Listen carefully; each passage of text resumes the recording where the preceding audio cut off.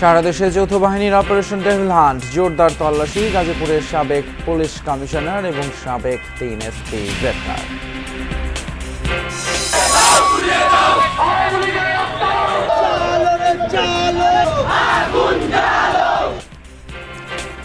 গাজীপুরে ছাত্রদের উপর হামলার প্রতিবাদে বিভিন্ন জেলায় মশাল মিছিল, আওয়ামী লীগকে নিষিদ্ধের দাবি। নিষিদ্ধ ঘোষণা করার পরও তারা কিভাবে আমাদের উপর হামলা করে যায়? আওয়ামী লীগ ফ্যাসিস্ট যারা আমার ভাইদের উপর হামলা করা হয়েছে তাদেরকে এখনো কেন গ্রেফতার করা হচ্ছে না? যখনই ফ্যাসিস্ট বাংলাদেশে উত্থান হবে তখনই আমরা ছাত্র জনতা শক্ত হাতে দমন করব। 6 সংস্কার কমিশনের পূর্ণাঙ্গ রিপোর্ট ওয়েবসাইটে প্রকাশ। 1 মাসের মধ্যেই আশু করণীয় সুপারিশগুলোর বাস্তবায়ন জানালেন আইন উপদেষ্টা। যেই সংস্কারগুলো অতি জরুরি সেগুলি করার সাথে সাথে নির্বাচন প্রক্রিয়ার মাধ্যমে আমরা চলে যেতে চাই। শুরুতে অপারেশন ডেভিল হান্ট, সন্ত্রাসীদের আইনের আওতায় আনতে গাজীপুর সহ সারা দেশেই শুরু হয়েছে এই নামের অপারেশন ডেভিল হান্ট, যেটি যৌথ বাহিনী পরিচালনা করছে এবং স্বরাষ্ট্র মন্ত্রণালয় আগেই জানিয়েছিল যে রাত 12টা থেকে শুরু হবে বিশেষ এই অভিযান। গাজীপুরে বৈষম্য বিরোধী শিক্ষার্থীদের উপর আওয়ামী লীগের হামলায় জড়িতদের অভিযোগে 20 জনকে গ্রেপ্তার করেছে যৌথ বাহিনী এবং এদের মধ্যে 3 জনকে গ্রেপ্তার করা হয় রাতে। এদিকে সন্ধ্যার পর থেকেই গাজীপুরে বিভিন্ন সড়কে যানবাহনে চলছে তল্লাশি।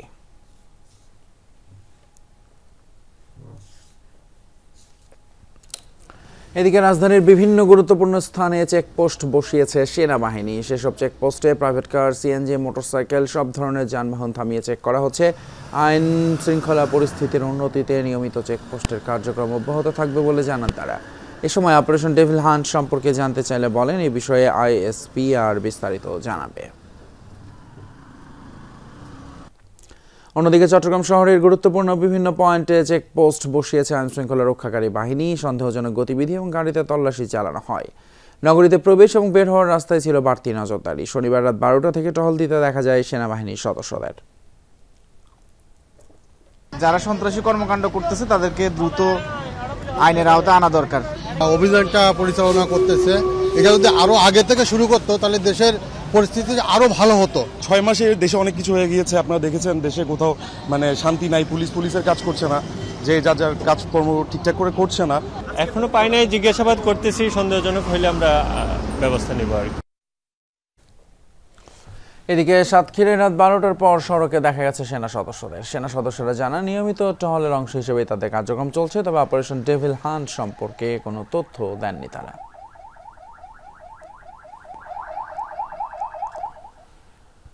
নিষিদ্ধ ঘোষিত সংগঠন ছাত্রলীগের 2 নেতা গ্রেপ্তার হয়েছে শেরপুরে। পুলিশ জানিয়েছে শনিবার রাত 8টার দিকে ঝিনাইগাতি উপজেলার হাসলিগাঁও এলাকা থেকে 2 জনকে গ্রেপ্তার করা হয়।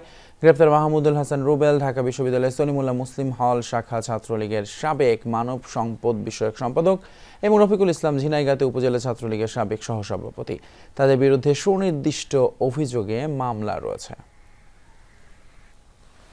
আটক করা হয়েছে পুলিশ সদস্যদেরও। গাজীপুর মেট্রোপলিটন পুলিশের সাবেক কমিশনার মোল্লা নজরুল ইসলামকে আটক করা হয়েছে। এছাড়া নোয়াখালী, সিলেট এবং বাগেরহাটের সাবেক 3 এসপিকেও নেওয়া হয়েছে হেফাজতে। শুক্রবার রাতে পুলিশের বিভিন্ন ইউনিট থেকে তাদের আটক করে ঢাকা মহানগর গোয়েন্দা পুলিশে আনা হয়েছে। শনিবার বিকেলে সারদা পুলিশ একাডেমি থেকে আনা হয় মোল্লা নজরুল ইসলামকে। নীলফামারীর ইন সার্ভিস ট্রেনিং সেন্টারের কমান্ড্যান্ট পুলিশ সুপার আসাদুজ্জামানকে রংপুর মেট্রোপলিটন পুলিশ আটক করে। একই দিন রংপুর রেঞ্জে সংযুক্ত পুলিশ সুপার আব্দুল মান্নান এবং আব্দুল হাসনাতকে আটক করে রংপুর মেট্রোপলিটন পুলিশ। গাজীপুরে ছাত্রদের উপর হামলার প্রতিবাদে এবং আওয়ামী লীগকে নিষিদ্ধের দাবিতে বিভিন্ন জেলায় মশাল মিছিল করেছে বৈষম্য বিরোধী ছাত্র আন্দোলনের সদস্যরা। চট্টগ্রামের 16 শহর রেল স্টেশন থেকে সন্ধ্যায় মশাল মিছিলটি বের করে শিক্ষার্থীরা।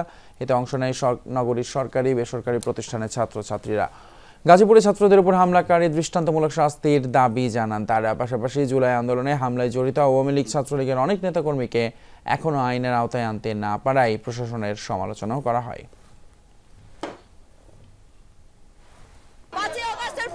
এখন পর্যন্ত যে ছাত্রলীগ থেকে নিষিদ্ধ ঘোষণা করা হয়েছে, নিষিদ্ধ ঘোষণা করার পরও তারা কিভাবে আমাদের উপর হামলা করে যায়?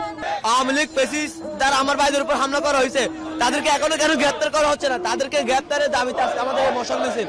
যখনই ফ্যাসিস্ট বাংলাদেশে উত্থান হবে তখনই আমরা ছাত্র জনতা শক্ত হাতে দমন করব। মশাল মিছিল হয়েছে বরিশালেও। সন্ধ্যায় কেন্দ্রীয় শহীদ মিনার চত্বর থেকে বৈষম্য বিরোধী ছাত্র আন্দোলনের ব্যানারে একটি মিছিল বের হয়। এতে অংশ নেয় বিভিন্ন শিক্ষা প্রতিষ্ঠানের শিক্ষার্থীরা। মিছিলটি সদর রোড প্রদক্ষিণ করে অশ্বিনী কুমার হলের সামনে গিয়ে শেষ হয়। আওয়ামী লীগ নিষিদ্ধকরণের দাবিতে এবং গাজীপুরে ছাত্রদের উপর ন্যাক্কারজনক হামলার প্রতিবাদে মেহেরপুরে মশাল মিছিল করেছে বৈষম্য বিরোধী ছাত্র আন্দোলন। শনিবার সন্ধ্যায় এক্সপোর্ট স্কুল চত্বর থেকে এই মশাল মিছিলটি শুরু হয়। মিছিলটি শহরের প্রধান প্রধান সড়ক প্রদক্ষিণ করে হোটেল, বাজার, 3 রাস্তার মোড়ে এসে শেষ হয়। পরে সমাবেশে বক্তারা বলেন, ফ্যাসিস্ট আওয়ামী সরকারের সব গুম, খুন, দুর্নীতি সহ রাষ্ট্রবিরোধী কর্মকাণ্ড বন্ধ করতে হবে। এছাড়া কুষ্টিয়ায় মশাল মিছিল থেকে ছাত্র জনতার উপর হামলার নিন্দা জানানো হয়েছে। সেই সাথে জুলাই হত্যাকাণ্ডের বিচারের দাবিও জানায় বিক্ষোভকারীরা। শহরের রাজারহাট মোড় থেকে মশাল মিছিল নিয়ে প্রধান সড়ক প্রদক্ষিণ করে পরে মজুমপুর গেটে গিয়ে তা শেষ হয়। এ সময় আওয়ামী লীগের রাজনীতি নিষিদ্ধের দাবিও তোলেন বক্তারা।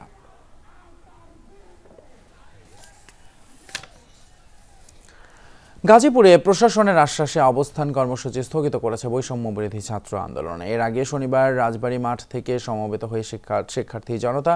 এতে অংশ নেন বৈষম্য বিরোধী ছাত্র আন্দোলন ও জাতীয় নাগরিক কমিটির সদস্যরা।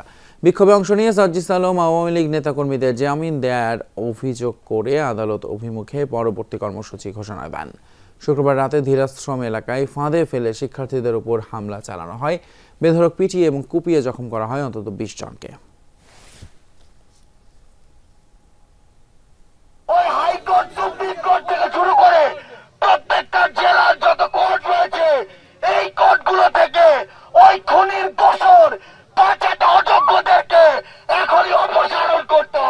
আমরা আমাদের অবস্থান অব্যাহত রেখেছি এবং পরবর্তীতে অন্যায় অবিচারের বিরুদ্ধে আমাদের এই সরব এবং আমাদের এই প্রতিরোধ অব্যাহত থাকবে।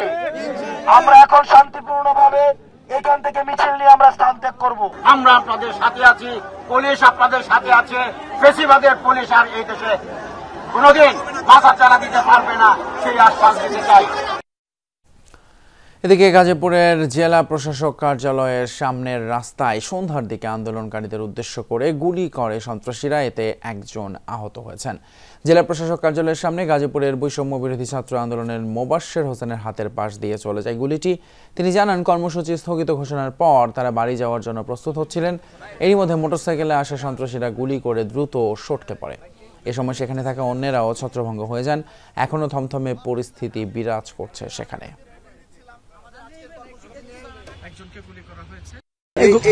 মাত্র 10 মিনিট আগে আমি মিডিয়াকে ব্রিফিং দিচ্ছিলাম আজকের কর্মসূচিতে কি কি ঘটলো এবং আমাদের প্রশাসনের কাছে কি কি প্রত্যাশা, এটা নিয়ে জাস্ট ব্রিফিংটা শেষ করে এখান থেকে আমরা আবার আমাদের যে ছাত্র ভাইরা আহত হয়েছে তাদেরকে দেখতে যাব, এইটা নিয়ে বের হচ্ছিলাম। এই মুহূর্তে অতর্কিতভাবে মোটরসাইকেল একটা যায়, যতটা আমি লক্ষ্য করেছি যে আমাকে ক্রস করে যায় আর এই মুহূর্তে আমার হাতে এই গুলিটা করে।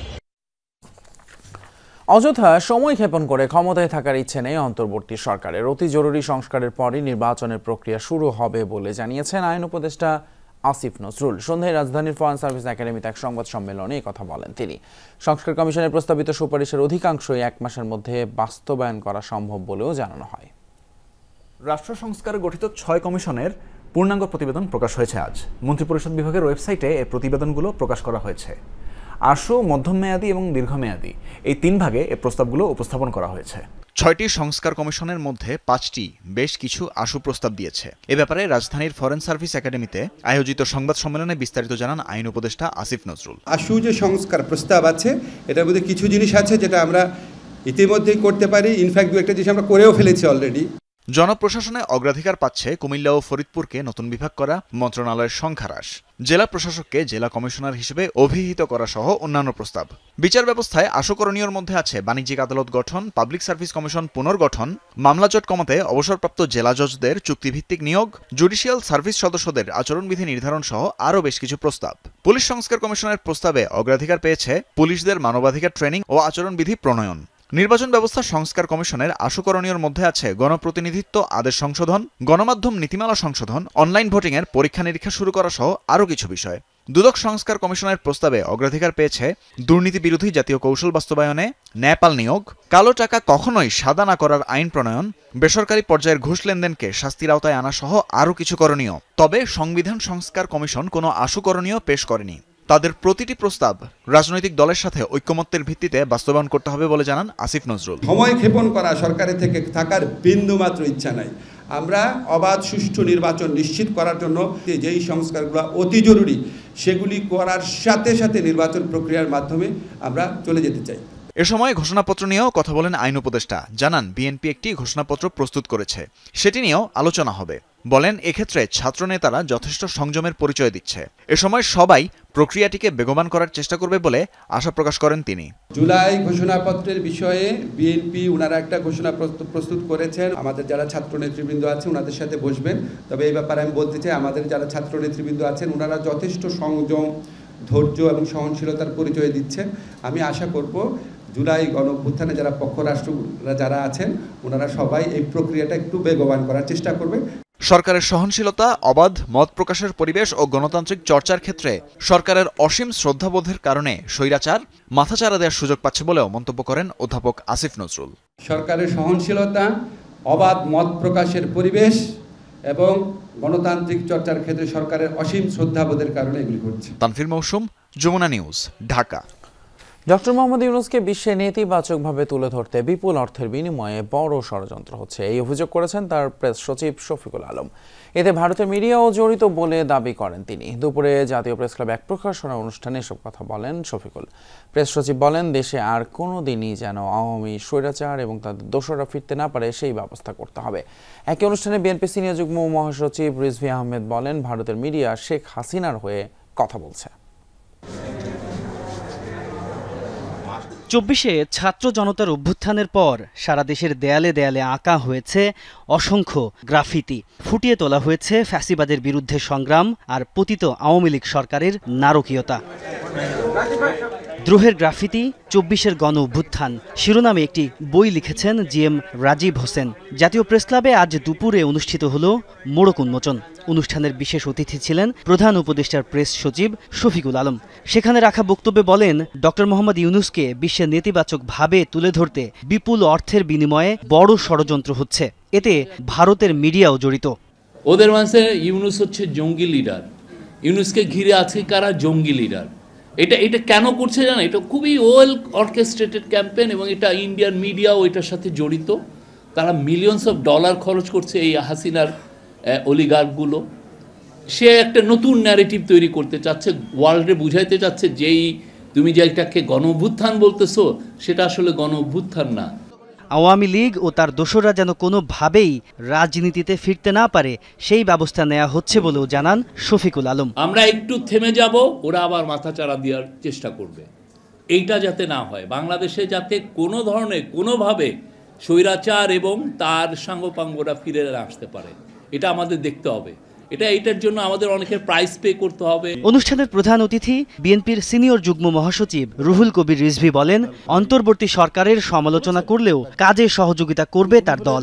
এই রক্তঝরা আন্দোলনের মধ্যে দিয়ে সরকার হয়েছে। হ্যাঁ, কনস্ট্রাকটিভ সমালোচনা যাতে হয়। আমরা যে সমালোচনা করছি আবার পাশাপাশি দেখুন বসে একসাথে আমরা কথাও বলছি, মানে আপনার ডেমোক্রেটিক কালচারে তো এটাই হবে। ভারতীয় গণমাধ্যমের সাম্প্রতিক কর্মকাণ্ডের কড়া সমালোচনা করেন বিএনপির এই সিনিয়র নেতা। বলেন, কোনো গণতান্ত্রিক রাষ্ট্রের কাছ থেকে এমন আচরণ প্রত্যাশিত নয়। এই ধরনের মাফিয়া টাইপের। তাজনুর ইসলাম, যমুনা নিউজ, ঢাকা। দেশের বিরুদ্ধে ষড়যন্ত্রকারীর ব্যাপারে পুলিশ সদস্যদের সতর্ক থাকার আহ্বান জানিয়েছেন জামাত ইসলামের আমির ডাক্তার শফিকুর রহমান। কক্সবাজারে জামাতের কর্মী সম্মেলনে তিনি এসব কথা বলেন। রাষ্ট্রীয় দায়িত্ব যথাযথভাবে পালন পুলিশ বাহিনীকে তাগিদ দেওয়ার পাশাপাশি জুলাই বিপ্লবে গণহত্যার বিচারে দ্রুত শুরুর আহ্বান জানান। বেলা 11টায় কক্সবাজার সরকারি কলেজ মাঠে জেলা কর্মী সম্মেলনে উপস্থিত হন জামায়াতে ইসলামের আমির ডাক্তার শফিকুর রহমান।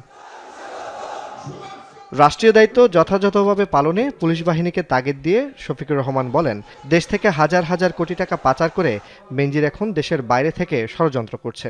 বেনজির এখন দেশের বাইরে থেকে ষড়যন্ত্র করছে। আমরা পুলিশের ভাইদেরকে অনুরোধ করব, ওই ষড়যন্ত্রকারীর ফাঁদে পা দেবেন না। জামাতের আমির আরও বলেন, বিগত সরকার মেজরিটি মাইনরিটির নামে সমাজে বৈষম্য সৃষ্টি করেছিল, পক্ষ বিপক্ষের শক্তিতে বিভক্ত করে বিভেদ ও যুদ্ধ লাগিয়ে রেখেছিল। সমাজের মধ্যে মেজরিটি মাইনরিটি, সংখ্যাগুরু সংখ্যালঘু বলে সংখ্যাগুরু এবং সংখ্যালঘুর মাধ্যমে ফ্রিকশন, এই ধান্দা, এই যুদ্ধ লাগিয়ে রেখেছিল। জুলাই বিপ্লবে গণহত্যার বিচারের কাজ দ্রুত শুরু করার আহ্বান জানান তিনি। বলেন, গণহত্যার বিচার না হলে শহীদদের আত্মার সাথে বেইমানি করা হবে। আমাদের কথা স্পষ্ট, সবগুলা খুনের বিচার হতে হবে। বিশেষ করে 24-এর গণহত্যার বিচার অবশ্যই হতে হবে। আগে বিচার, তারপরে অন্য কাজ। কর্মী সম্মেলনে জেলার পাশাপাশি কেন্দ্রীয় ও চট্টগ্রাম মহানগরের নেতাকর্মীরা উপস্থিত ছিলেন। জুবাইদ ইবনে শাহাদাত, যমুনা নিউজ। রাজশাহীর গোদাগাড়ী মহিলা ডিগ্রি কলেজের বর্ষপূর্তির অনুষ্ঠান চলাকালে হামলা এবং ভাঙচুরের ঘটনা ঘটেছে। শনিবার বিকেলে কলেজে ঢুকে 15 থেকে 20 জন লোক এই হামলা চালায়। ভারপ্রাপ্ত অধ্যক্ষ তসলিম উদ্দিন দাবি করেন, নামাজের সময় গান বাজনার অভিযোগ তুলে হামলা করলেও সে সময় গান বন্ধ ছিল। এছাড়া জোহর ও আসরের নামাজের সময় অনুষ্ঠানে বিরতি দেওয়া হয় বলেও জানান তিনি। কলেজের গভর্নিং বডির সভাপতির সঙ্গে আলোচনা করে বিষয়ে সিদ্ধান্ত নেওয়া হবে বলেও জানিয়েছেন তসলিম উদ্দিন। ঘটনাস্থল থেকে সিসি ক্যামেরা ফুটেজ সংগ্রহ করেছে পুলিশ। অভিযোগ পেলে তদন্ত করে আইনি ব্যবস্থা নেওয়া হবে বলে জানিয়েছে তারা। বিমানের টিকিটের চড়া মূল্যে বিপাকে মালয়েশিয়ায় বসবাসরত প্রবাসী বাংলাদেশিরা। হঠাৎ করে দাম দ্বিগুণের বেশি বেড়ে যাওয়া ইচ্ছে থাকলেও অনেকেই দেশে আসতে পারছেন না। টিকিট সিন্ডিকেট এবং এয়ারলাইন্সের অসহযোগিতায় ক্ষুব্ধ তারা। মালয়েশিয়া থেকে আহমদুল কবিরের পাঠানো তথ্যচিত্রে বিস্তারিত। বেড়েই চলেছে ঢাকা কুয়ালালামপুর রুটে বিমান ভাড়া। টিকিটের আকাশ ছোঁয়া দামে কর্মক্ষেত্রে ছুটি পেলেও ঘরে ফিরতে পারছেন না প্রবাসী বাংলাদেশিরা। টিকিট কাটতে এসে হতাশ হয়ে ফিরে যাচ্ছেন আবারও। মাত্র 3 মাস আগেও নাগালের মাঝে ছিল বিমান ভাড়া। গেল বছরের জুন জুলাই মাসেও 20 থেকে 25 হাজার টাকায় রিটার্ন টিকিট বিক্রি করেছে ট্রাভেল এজেন্সিগুলো। এখন সেই টিকিট বিক্রি হচ্ছে 54 থেকে 80 হাজার টাকায়। ওয়ান ওয়ে টিকিট কিনতেও হিমশিম খাচ্ছেন প্রবাসী বাংলাদেশিরা। গুনতে হচ্ছে 41 থেকে 50 হাজার টাকা পর্যন্ত। টিকিটের এই চড়া দামে ক্ষুব্ধ প্রবাসী বাংলাদেশিরা। দায়ী করছেন সিন্ডিকেট এবং এয়ারলাইন্সের খামখেয়ালিপনাকে।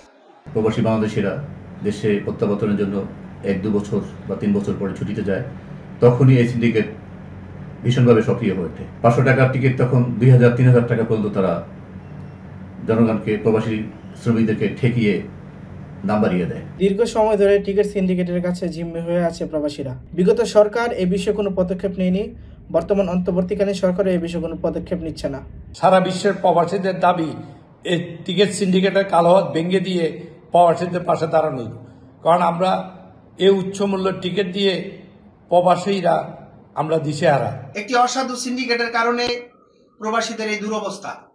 তাই আমি সকলের দৃষ্টি আকর্ষণ করছি, যাতে সিন্ডিকেট ভেঙে দিয়ে প্রবাসীদের দুর্ভোগ মেটানোর জন্য ব্যবস্থা করা হয়। বর্তমানে ঢাকা কুয়ালালামপুর রুটে 5টি এয়ারলাইন্স সরাসরি ফ্লাইট পরিচালনা করছে। প্রতি সপ্তাহে পরিচালিত হচ্ছে অর্ধশতাধিক ফ্লাইট। তাজরিয়ান সোভান, যমুনা নিউজ। এবারে খেলার খবর। শনিবার থেকে শুরু হয়েছে চ্যাম্পিয়ন্স ট্রফি ক্রিকেটের প্রি ক্যাম্প। মিরপুরের ইনডোর মাঠে অনুশীলনে উপস্থিত ছিলেন জাতীয় দলের 5 ক্রিকেটার। সৌম্য সরকার, জাকের আলী অনিক, তানজিদ তামিম, মোস্তাফিজুর রহমান এবং তানজিম সাকিব ঘাম ঝরিয়েছেন নেটে। কালো কাপড়ে ঘেরা থাকায় অনুশীলন কাভারেও বিপাকে পড়েছে গণমাধ্যম কর্মীরা। কালো কাপড়ে ঘেরা মিরপুর ইনডোর মাঠ, সেখানে অনুশীলন করছে চ্যাম্পিয়ন্স ট্রফিতে থাকা ক্রিকেটাররা। বিপিএলের 11তম আসরে পর্দা নামলেও বিশ্রামের সুযোগ নেই জাতীয় দলের ক্রিকেটারদের। যদিও শনিবার থেকে শুরু হওয়া ক্যাম্পে উপস্থিত ছিলেন স্কোয়াডে থাকা মাত্র 5 ক্রিকেটার। তানজিম সাকিব, তানজিদ তামিম, সৌম্য সরকার, মুস্তাফিজুর রহমানের সাথে ছিলেন জাকের আলী অনেক। ইনজুরির কারণে বিপিএলের বেশিরভাগ সময় বাইরেই ছিলেন সৌম্য সরকার। শেষ দিকে ফিরে ব্যাটিং ঝলক দেখালেও চ্যাম্পিয়ন্স ট্রফির আগে লক্ষ্য পূর্ণ রিদমে ফেরা। তাই তো প্রথম দিনের আনুষ্ঠানিক অনুশীলনে কাটিয়েছেন ব্যস্ত সময়, যেখানে পাশে পেয়েছেন সহকারী কোচ মোহাম্মদ সালাউদ্দিনকেও। নেটের পেছন থেকে যেমন সৌম্যর ব্যাটিং দেখেছেন, তেমনি ভুল ত্রুটি ধরিয়ে দিয়েছেন ফুটওয়ার্ক নিয়ে পরামর্শ।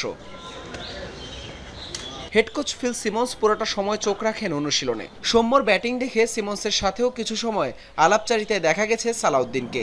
শুধু সৌম্যই নয়, বোলিংয়ে থাকা মুস্তাফিজের দিকেও ছুটে এসে কথা বলেছেন বেশ কয়েকবার। এদিকে তানজিদ তামিম, জাকের আলী অনেকরাও লম্বা সময় করেছেন ব্যাটিং।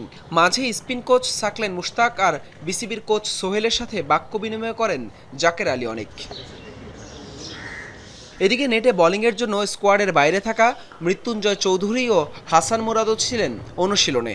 দুবাই পাড়ি দেওয়ার আগে 13ই ফেব্রুয়ারি পর্যন্ত নিয়মিত চলবে চ্যাম্পিয়ন্স ট্রফির এই প্রি ক্যাম্প। হাসান আল মারুফ, যমুনা স্পোর্টস, ঢাকা। রাজনীতিতে আসার সুযোগ থাকলেও ইচ্ছে নেই, বোর্ড সভাপতি হবেন কিনা এমন প্রশ্নে সম্ভাবনার গুঞ্জন অবশ্য উড়িয়ে দেননি তামিম ইকবাল। বিপিএল এর ফাইনালে প্রেস কনফারেন্সে জানান এসব কথা। এর আগেও বেশ কয়েকবার বোর্ডে কাজ করার ব্যাপারে ইঙ্গিত দিয়েছিলেন দেশ সেরা এই ওপেনার। রাজনীতিতে না, এখন তো আমি রিটায়ার্ড, যদি আসিও তাহলে এখন ওই আলোচনাটা হবে না, বাট আল্লাহর রহমতে এরকম কোনো প্ল্যান নাই ভাই, দেখা যাক।